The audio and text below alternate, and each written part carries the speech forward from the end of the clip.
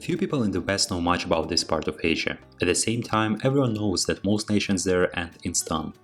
It has not always been like this. 100 years ago there was just one nation on the map that ended in Stan, Afghanistan. Now there are 7. How can this be explained? What happened? The answer is quite simple in fact. Pakistan gained independence from the British Empire just like India, while 6 more new republics emerged after the collapse of the Soviet Union.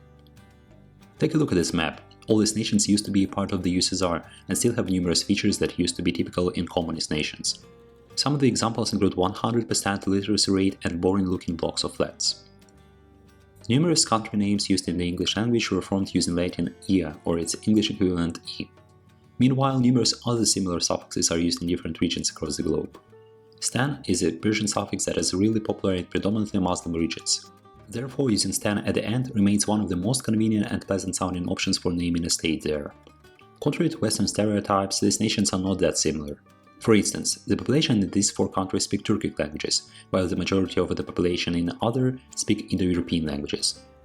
Take a look at the chart that vividly shows how different these nations are in terms of area, population, and economy. For example, population density Kazakhstan, one of the biggest countries in the world, is very low, which allows its 19 million people to enjoy all the benefits of nation's abundant natural resources. Meanwhile, Pakistan has a large population and GDP figures.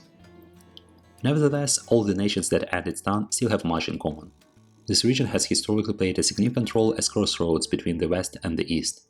Silk roads and other essential trade routes used to crisscross the region and bring tremendous wealth to the population. Moreover, amazing climate and fertile soil ensured efficient agriculture. It could be interesting to compare this region labeled as Stan on the chart for convenience with some larger countries like India, Mexico, Turkey, and Australia. This helps to understand the region better. Now let's gradually draw a map of the region, adding one country at a time. I've also added an interesting fact for each country. Kazakhstan is the 9th largest country in the world, although only 19 million people live there. Mining is a major industry in Kyrgyzstan. For instance, gold accounts for 50% of its exports. Tajikistan produces a lot of cotton.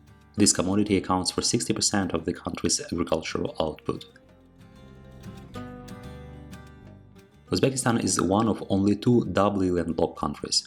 The other one is Liechtenstein, a microstate in Europe. Neither these 2 countries nor any of their neighbors have a coastline. Turkmenistan's economy relies on fossil fuels greatly. Oil and gas account for more than 90% of total exports. Afghanistan is larger than France. Pakistan is the 5th most populous country in the world, after China, India, the US, and Indonesia. One additional interesting fact that I would like to share with you at the end of this episode is that there is one more nation that calls itself Kyrgyzstan.